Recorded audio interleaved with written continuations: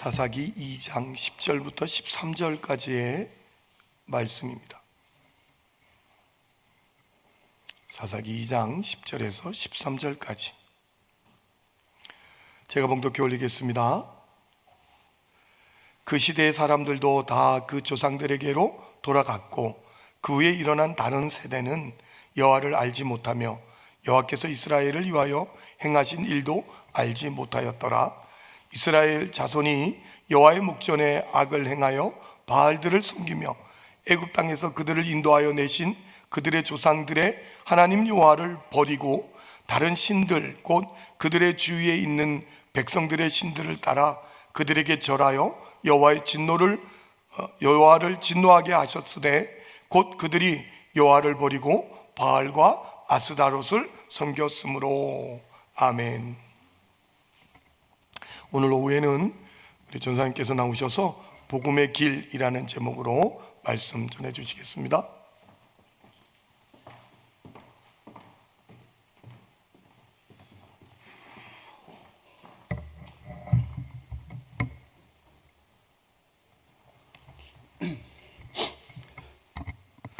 잠시 기도하겠습니다. 하나님 아버지 감사합니다. 오늘도 우리를 이 자리까지 인도하시며 은혜 주시며 사랑하시는 주님, 이 시간에 오예배에 나온 우리 성도님들 말씀 받습니다.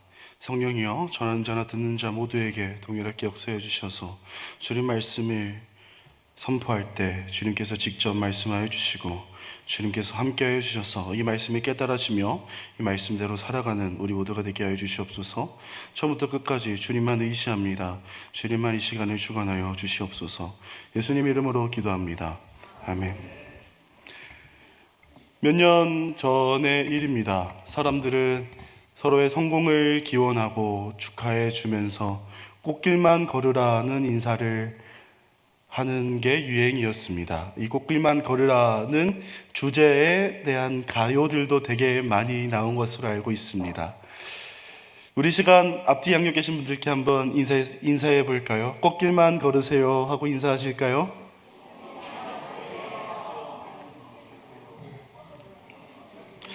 최근에 사모님과 거제 저구에 있는 수국동산에 잠시 다녀왔습니다. 꽃이 아직 만개하지는 않았을 때였지만 그 산 빗자락, 비탈을 타고 심겨져 있는 그 수국을 보니 참 아름답더군요. 저는 이날 꽃길만 걸으라는 말의 숨은 뜻을 한번 생각해 보았습니다. 힘들고 지치더라도 꽃을 보며 위로받을 수 있기 때문에 아마 사람들은 꽃길만 걸으라고 하지 않을까 하는 생각이 듭니다. 이러한 꽃길의 반대말은 흙길입니다. 근데 다르게 생각해 보면 꽃길과 흙길은 기본적으로 베이스가 같습니다. 흙길에 꽃을 심으면 그것이 바로 꽃길이 되는 것입니다. 길에 무언가가 있느냐에 따라서 그 길이 어떠한 길인가가 결정되는 것입니다. 오늘의 본문에 속한 이 사사기는 이스라엘 백성들의 민낯을 그대로 보여주는 책인 것 같습니다. 약속의 땅, 즉 안식의 땅에 들어는 갔습니다. 하지만 진정한 안식을 누리지 못합니다. 샬롬의 땅에서 엔샬롬의 교향곡이 울리고 있는 것과 같습니다. 그중 오늘 본문은 출애굽을 끝내고 이제 가나안 정복 전쟁까지 모두 마친 이스라엘 백성들을 보여줍니다. 출애굽 2세의 지도자였던 여호수아와 그 세대의 사람들, 그리고 그 뒤에 장로들도 모두 죽었습니다. 우리의 상식으로 본다면 이 하나님의 엄청난 큰일을 경험한 이 세대, 다음 세대에는 하나님을 경외하는 다음 세대가 일어나야 된다라고 생각합니다. 하지만 그 뒤를 잇는 세대는 여호와를 알지 못하는, 여호와의 큰일을 알지 못하는 그러한 다른 세대가 일어나게 됩니다. 이 다른 세대는 여호와의 목전에서 악을 행합니다. 즉 하나님은 이스라엘 백성에게 나 외에는 다른 신을 섬기지 말라라는 명령을 하셨지만 그 하나님의 법을 어기게 되는 것입니다. 바알과 아스다롯을 섬기게 됩니다. 그렇다면 이스라엘 백성은 하나님을 버렸다라고 했을 때 이들이 아예 신앙을 저버렸던 것일까요? 하나님을 아예 떠난 것일까요? 이들은 종교적 관행으로 믿져야 본전이라는 생각으로 하나님도 섬겼을 것입니다. 또한 동시에 바알과 아스타롯도 함께 섬긴 것입니다. 그렇다면 바알과 아스타롯이 어떤 신이기에 이스라엘 백성은 하나님을 버리고 그들을 따랐던 것일까요? 고대 근동 신화로 들어가 보면 바알은 최고의 신으로 묘사되는 신이며 그 이름의 뜻은 주인, 소유주입니다. 고대 근동 신화에서 바알은 세상의 주인이며 땅의 소유주이고 비를 내리는 신으로 가나안 종교에서 만신전에 가장 중요한 신이었습니다. 또한 아스다롯은 이러한 바알의 배우자로서 사랑의 신, 생명을 공급하는 신, 미와 쾌락의 신, 다산과 풍요를 주관하는 신이었습니다. 결국 가나안 사람들은 자연의 힘을 의인화한 종교를 믿었습니다. 즉 이들은 자연의 힘을 조종하고 통제하여서 자신의 본인들의 풍요와 다산을 보장받기 원했던 것입니다. 이들의 종교적 행위는 음행이었습니다. 신전에서 남자는 바알의 역할을, 여자는 아스다롯의 역할로서 창기들과 바알과 아스다롯의 성적 행동을 모방할 때 신들과 결합시켜서 산출력을 높일 수 있다라고 믿어서 이들은 신전에서 음행을 저질렀습니다. 이것이 그들의 제사 형태였습니다. 사실 이 당대의 문화로서 이 가나안 종교를 볼 때 이 바알과 아스다롯은 농부들에게 현실적이고 실용적인 종교였습니다. 마치 현대 농업에서 과학을 떼놓을 수 없는 것처럼요. 이스라엘의 백성이 보기에는 이들의 종교적 행위는 짐승 잡는 그 피비린내가 가득한 그들의 종교적 행위와는 매우 다른 모습으로서 쾌락을 추구하는 듯 보이기에 아주 매력적인 종교였을 것입니다. 또한 가나안 땅에서 약 400년간 이 원주민들은 농사를 지어서 그들의 수출이 많았을 것인데 이스라엘 백성은 이제 막 40년 광야 생활을 끝내고 이 가나안 약속의 땅에 입성하여 이 가나안 원주민과 자신들의 소출을 비교해 봤을 때 그 양에 따라서 진정 풍요와 다산의 신이 그들이 아닐까 하는 생각을 하지 않았을까 저는 생각을 하게 됩니다. 하지만 원인이야 어떠하든지 결과는 우상 숭배였고 하나님의 법에 대한 불순종이었으며 결국 그들의 행위는 하나님의 법을 어긴 범법 행위였습니다. 이제 이스라엘 백성은 자기 소견에 옳은 대로 행하는 백성이 되었습니다. 왕이 없다는 이유로 말입니다. 그럼 한 가지 질문을 드리겠습니다. 이스라엘은 왕이 없었을까요? 이스라엘은 왕이 없었을까요? 없었을 것 같다 하시는 분, 있었을 것 같다 하시는 분, 있다라고 생각하시는 분, 네, 세 분 말고 손을 안 드셨습니다. 이스라엘은 왕이 있었습니다. 누구십니까? 만왕의 왕이시며 전능자이신 우리 하나님 여호와이시죠. 이스라엘의 통치는 세상 통치의 형태와는 다른 형태를 보였습니다. 세상은 왕정 통치로서 인간 왕이 그 세상을 다스리는 통치를 보였더라면 이스라엘은 신정 통치로서 하나님이 그들의 왕이 되셔서 그들을 인도하는 그러한 통치를 보여줍니다. 레위기 말씀을 한번 찾아보기 원합니다. 레위기 26장 12절 말씀입니다. 레위기 26장 12절 말씀입니다. 레위기 26장 12절.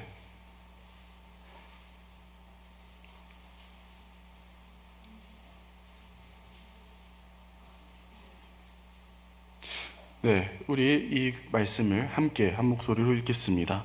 나는 너희 중에 행하여 너희의 하나님이 되고 너희는 내 백성이 될 것이니라. 아멘. 하나님은 분명히 이스라엘 백성에게 완전하고 분명한 이스라엘 언약의 약속을 하십니다. 내가 너희의 하나님이고 너희는 내 백성이다. 이는 분명한 신정 통치의 약속입니다. 하지만 이스라엘 백성은 이를 기억하지 못합니다. 그 결과가 사사기의 마지막 절입니다. 사사기 21장 25절 말씀을 한번 찾아보기 원합니다. 사사기 21장 25절입니다. 사사기의 맨 마지막 한 절입니다. 사사기는 이렇게 끝이 납니다. 우리 함께 읽도록 하겠습니다. 그때 이스라엘의 왕이 없으므로 사람이 각기 자기의 소견에 옳은 대로 행하였더라. 아멘. 이스라엘 백성은 보이는 인간 왕의 부재를 이야기하며 보이지 않지만 영원하시며 전능하시며 창조주이신 왕을 인정하지 않습니다. 우리 다시 본문으로 돌아와 봅시다. 출애굽 2세대는 하나님의 약속대로 약속의 땅인 가나안 땅에 들어갔습니다. 하지만 그 기쁨도 잠시뿐이었습니다. 이스라엘 백성은 하나님의 명령을 잊어버리고 타협하기 시작합니다. 사사기에는 샬롬이라는 단어가 10번이 등장합니다. 하지만 이 10번 중에 8번이 부정적인 의미로 사용되는 것을 볼 수 있습니다. 입으로는 화평, 평화, 안심을 이야기하지만 실제적으로 그 공동체의 샬롬은 깨고 진정한 안식을 누리지 못하는 상태를 이야기합니다. 즉 사사기는 왕이신 하나님의 말씀에 불순종한 이들이 겪을 수밖에 없는 현실을 보여주고 있는 것입니다.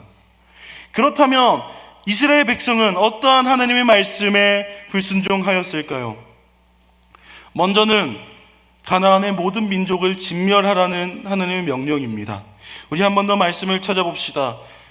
신명기 20장입니다. 신명기 20장 16절로 17절의 말씀입니다. 신명기 20장 16절, 17절 두 절의 말씀입니다.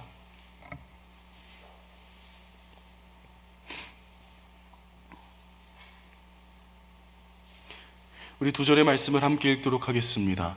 오직 내 하나님 여호와께서 내게 기업으로 주시는 호흡이 있는 자를 하나도 살리지 말지니 곧 헷 족속과 아모리 족속과 가나안 족속과 브리스 족속과 히위 족속과 여부스 족속을 내가 진멸하되 내 하나님 여호와께서 내게 명령하신 대로 하라. 하나님은 분명히 말씀하십니다. 기업으로 주시는 그 땅의 민족 중에서 호흡 있는 자를 한 명도 살리지 말라라고요. 이러한 이유로 18절을 이야기하십니다. 제가 봉독해 올리겠습니다. 이는 그들이 그 신들에게 행하는 모든 가증한 일을 너희에게 가르쳐 본받게 하여 너희가 너희의 하나님 여호와께 범죄하게 할까 함이니라. 아멘.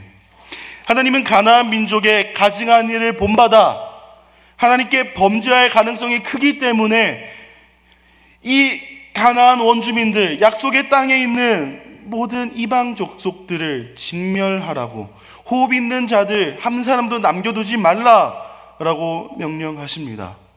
하지만 이스라엘 백성은 이 명령에 불순종하죠. 우리 다시 사사기로 넘어와 봅시다. 사사기 1장 21절 말씀입니다. 사사기 1장 21절 말씀입니다. 함께 읽으실까요? 사사기 1장 21절. 베냐민 자손은 예루살렘에 거주하는 여부스 족속을 쫓아내지 못하였으므로 베냐민 자손과 함께 오늘까지 예루살렘에 거주하니라. 아멘. 이스라엘 백성은 가나안 민족과의 공존, 즉 타협을 선택합니다. 이러한 상황에 다른 세대가 등장합니다. 저는 이 다른 세대가 일어난 이유를 두 가지의 부재라고 생각합니다. 먼저는 교육의 부재입니다. 약 400년의 포로 끝에 하나님은 아브라함의 약속을 성취하십니다. 약속의 땅에 들어간 세대는 이러한 하나님의 큰일을 경험한 세대입니다. 하지만 이들이 모두 죽자마자 하나님을 모르는 세대가 일어난다는 것은 참으로 아이러니한 일입니다. 하나님은 분명히 이스라엘 백성에게 하나님의 큰 일을 가르칠 것을 명령하십니다. 말씀을 한 번 더 찾아봅시다. 신명기 6장입니다. 신명기 6장 1절부터 3절의 말씀입니다. 신명기 6장 1절부터 3절입니다.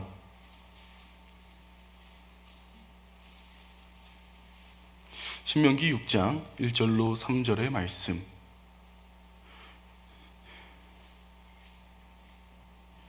저 한 절, 여러분 한 절 교독하고 마지막 3절을 같이 읽겠습니다.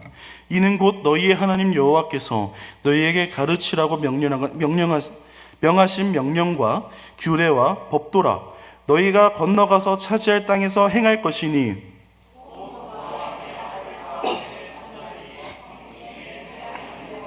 경외하며 내가 너희에게 명한 그 모든 규례와 명령을 지키게 하기 위한 것이며 또 내 나를 장구하게 하기 위한 것이라. 이스라엘아, 듣고 삼가 그것을 행하라. 그리하면 내가 복을 받고 내 조상의 하나님 여호와께서 내게 허락하신 같이 젖과 꿀이 흐르는 땅에서 내가 크게 번성하리라. 아멘. 하나님은 하나님의 큰일, 또한 하나님의 명령과 규례와 법도를 약속의 땅에서 그 자녀들에게 가르칠 것을 명령하십니다. 그리고 이 명령과 규례와 법도들을 행하면 샬롬의 땅에서 샬롬으로 가득할 것을 약속하시며 선포하십니다. 하지만 이스라엘 백성은 어떠하였을까요? 오늘의 본문 10절입니다. 그 세대의 사람들도 다 그 조상들에게로 돌아갔고 그 후에 일어난 다른 세대는 여호와를 알지 못하며 여호와께서 이스라엘을 위하여 행하실 일도 알지 못하였더라. 10절 말씀 한 번 더 띄워주시겠습니까? 그 후에 일어난 다른 세대는 여호와를 알지 못하며 여호와께서 이스라엘을 위하여 행하신 일도 알지 못하였더라. 이 본문을 묵상하며 제가 내린 결론은 이 다른 세대라는 문제의 시작은 출애굽 2세대, 즉 가나안에 입성한 하나님의 큰 일을 경험한 세대의 문제라고 생각합니다. 그들은 그들이 직접 목격한 하나님의 큰 일을 잊었습니다. 하나님의 명령을 어겼습니다. 잠깐 눈앞의 평안을 위해서 타협했으며 하나님의 말씀을 가르치지 않았습니다. 다른 세대가 일어난 또 다른 이유는 영적인 지도자의 부재라고 생각합니다. 출애굽 1세대 지도자는 모세였습니다. 2세대 지도자는 여호수아였습니다. 하지만 성경은 여호수아 이후에 그 어떠한 영적의 지도자를 이야기하지 않습니다. 잠깐 사사들이 등장하긴 하지만 일도 잠시 세워졌던 사람이며 온 이스라엘을 아우르는 영적인 지도자는 없는 세대가 되었습니다. 그렇다면 오늘로 돌아와 봅시다.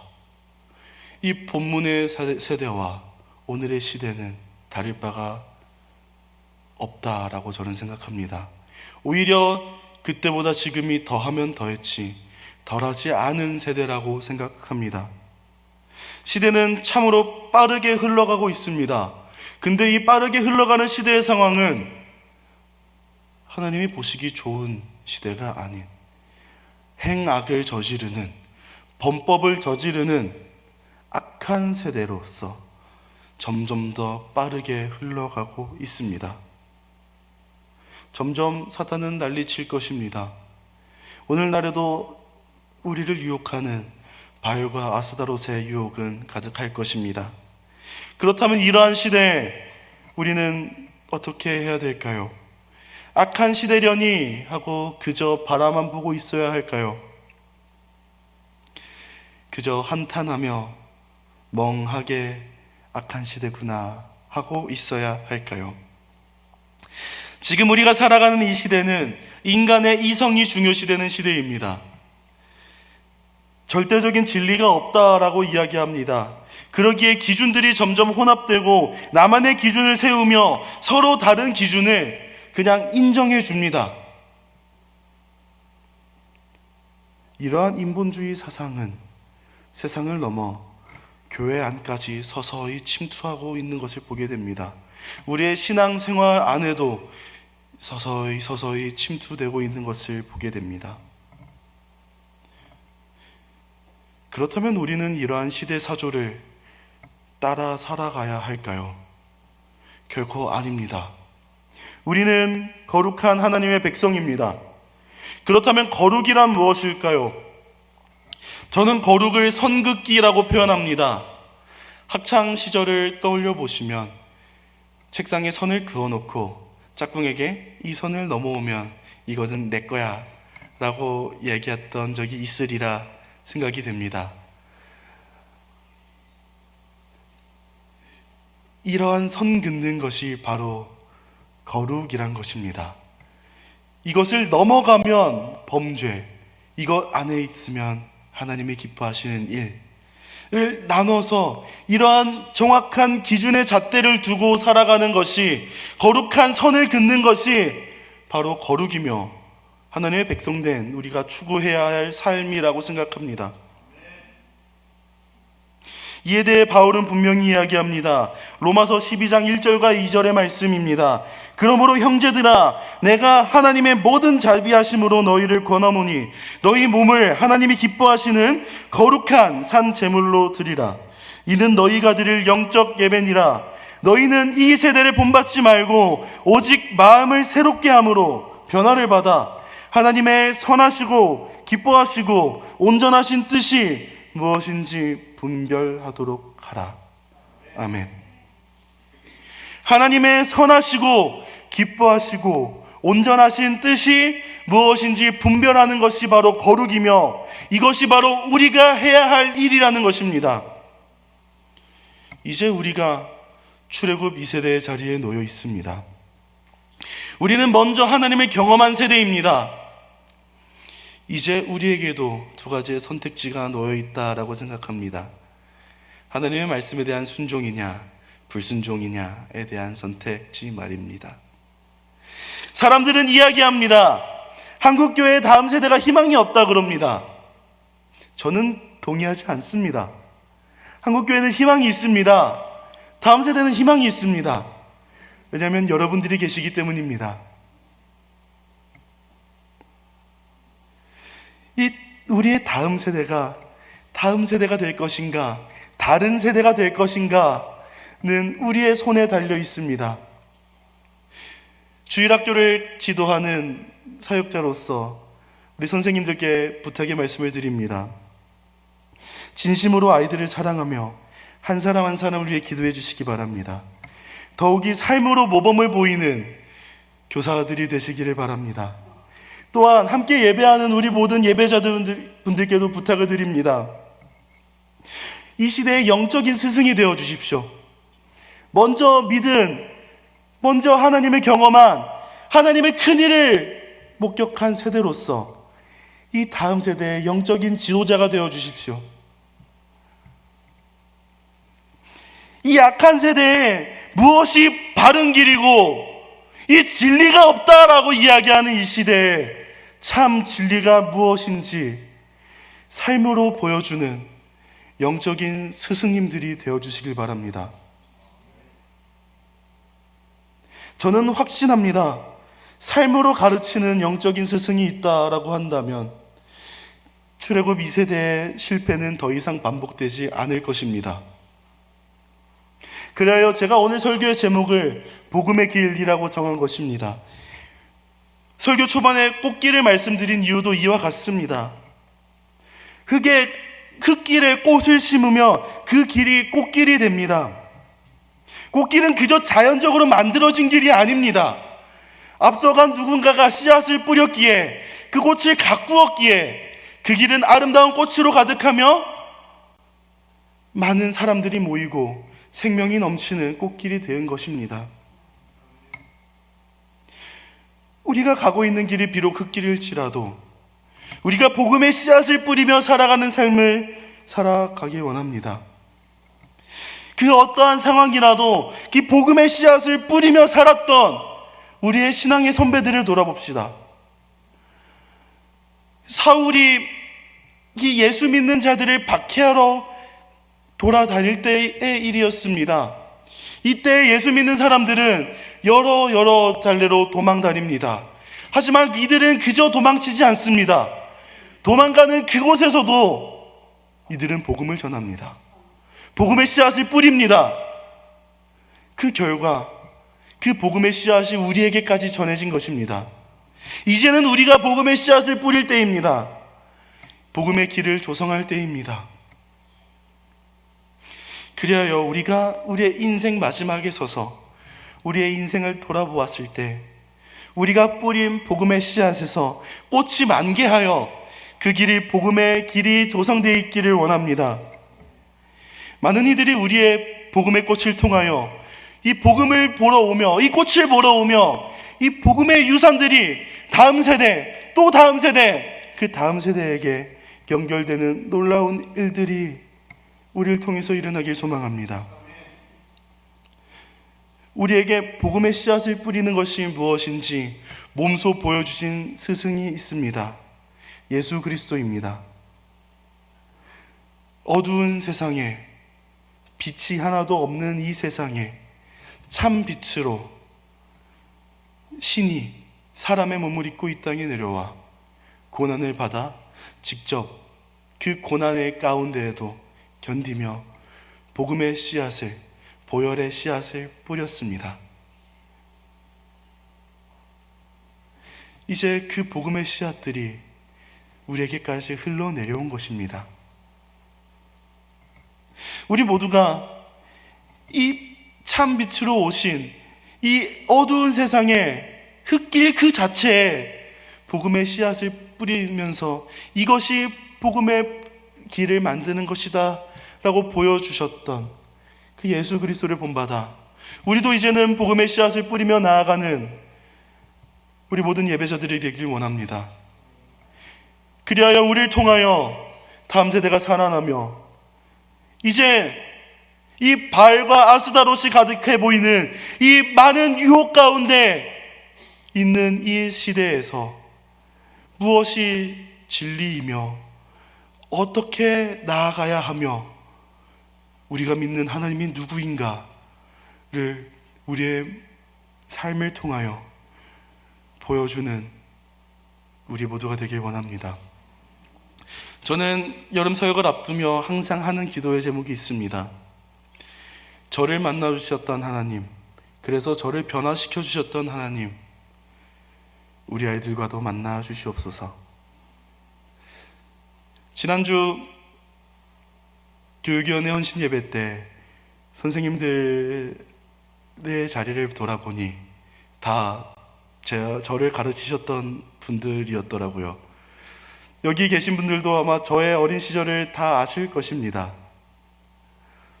그 말썽쟁이였던 놈이 이 자리에 서 있습니다.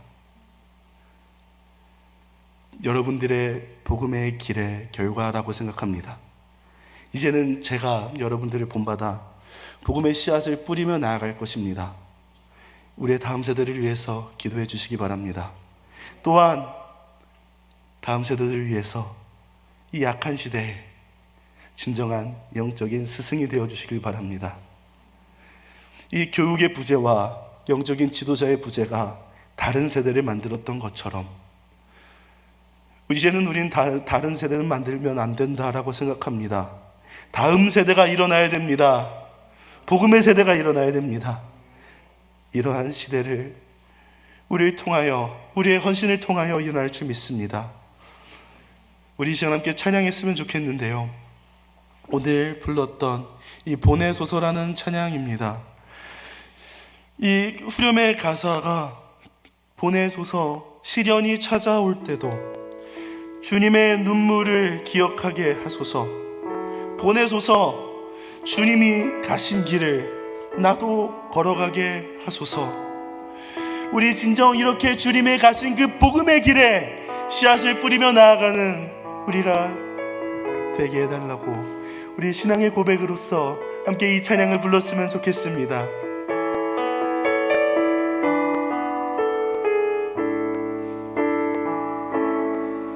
주님 나를 택하사 잃어버린 자의 사랑을 나누게 하시네. 어두움을 밝히며 차가운 마음 녹이는 진리의 빛 전하게. 우리 다시 한 번 더 고백할까요? 주님 나를 택하사, 주님 나를 택하사 잃어버린 자에게 아버지의 사랑을 나누게 하시네. 어두움을 밝히며 차가운 마음 녹이는 진리의 빛 전하게 하소서.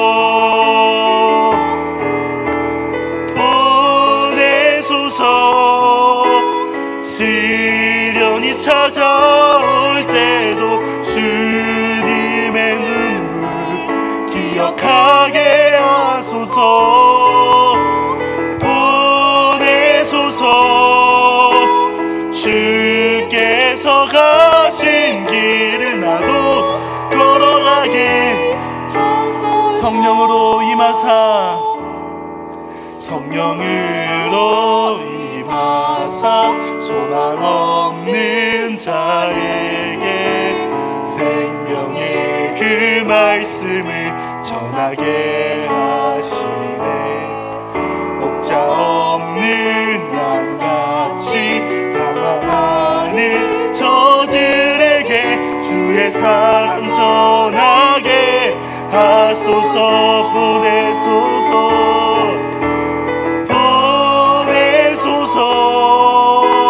시련이 찾아올 때도 주님의 눈물 기억하게 하소서. 보내소서. 주께서 가신 길을 나도 걸어가게 하소. 보내소서.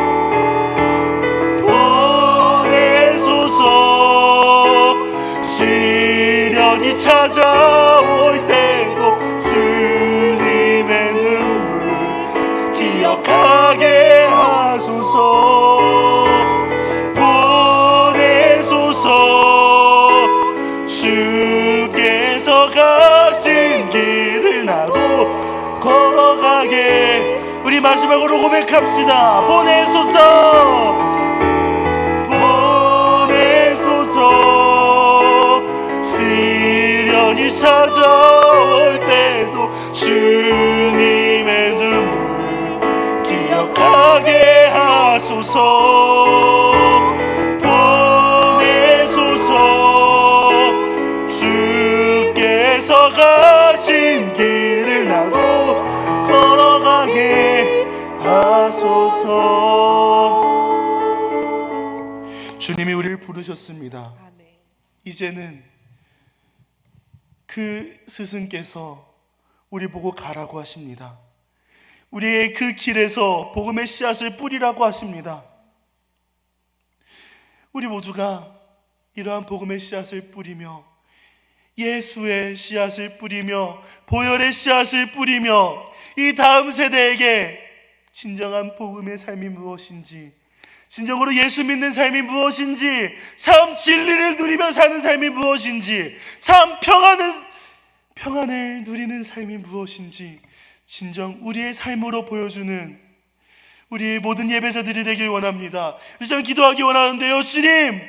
주님이 가신 그 길을 이제 나도 따라갑니다. 주님이 보여주신 그 길을 이제는 우리가 걸어갑니다. 우리가 가는 그 길에서 복음의 씨앗을 뿌리며 나아갈 때 주님 본받아 주님이 하신 대로 사랑의 씨앗으로, 복음의 씨앗으로 이 우리가 간 길이 진정 복음의 유산으로 넘치는 길이 되게 하여 주시옵소서. 이 길이 돌뿌리가 있을 수도 있고 넘어질 수도 있지만 그럼에도 주님께서 함께 하심을 믿고 주님께서 보내심을 믿고 굳세게 복음의 씨앗을 뿌리게 하여 주시옵소서. 시간 주여 문에 치워 기도하겠습니다. 주여, 아버지, 이스라엘 그 다른 세대가 일어난 것을 복음의 씨앗을 뿌리지 않았기 때문이라고 생각합니다. 하나님, 이제는 우리가 복음의 씨앗을 뿌리게 해주시옵소서. 먼저 찾아오셔서 이것이 복음의 씨앗을 뿌리는 곳이다 라고 우리에게 말씀하셨던 주님, 이제는 보냄받은 우리가 그 복음의 씨앗을 뿌리며 나아갑니다. 주님, 우리로 하여금 그 복음의 씨앗을 뿌리는 일을 잘 감당하도록 하여 주시옵소서.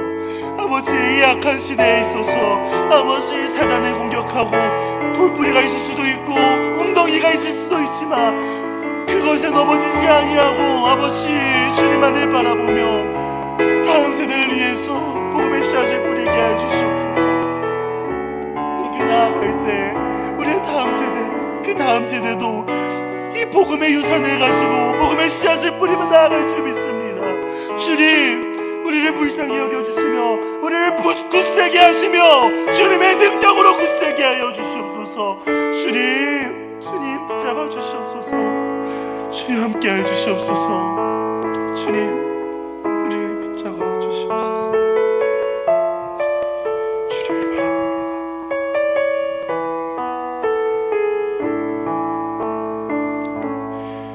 하나님 아버지, 감사합니다. 부족하고 연약한 우리이지만 주님의 사랑으로 불러주시어 주님의 은혜로 불러주시어 이제는 자녀 삼아주시고 제자 삼아주셔서 복음의 씨앗을 뿌리라 말씀하시는 주님, 이제 우리가 보냄받은 자로서 우리의 있는 그 자리에서 우리가 가는 그 길에서 복음의 씨앗을 뿌리며 주님의 가신 그 길을 따라가게 하여 주시옵소서. 날마다 하나님을 경외하며 하나님의 가신 그 길을 따라갈 때 비록 웅덩이와 돌뿌리가 있을 수 있지만 그것에 넘어질지언정 주님께서 우리와 함께 하실 것이라는 그 믿음으로 다시 일어나 복음의 씨앗을 뿌리게 하여 주시옵소서. 그리하여 우리가 뿌린 복음의 씨앗으로 말미암아 다음 세대가 살아나게 하여 주시옵소서. 그 다음 세대가 살아나게 하여 주시옵소서. 그 다음 세대가 살아나게 하여 주시옵소서.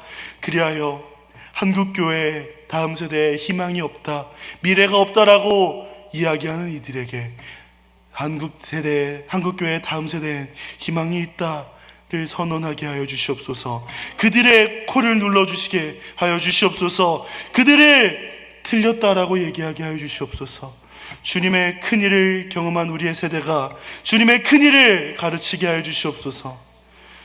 이제 다음 세대의 여름 사역이 시작됩니다.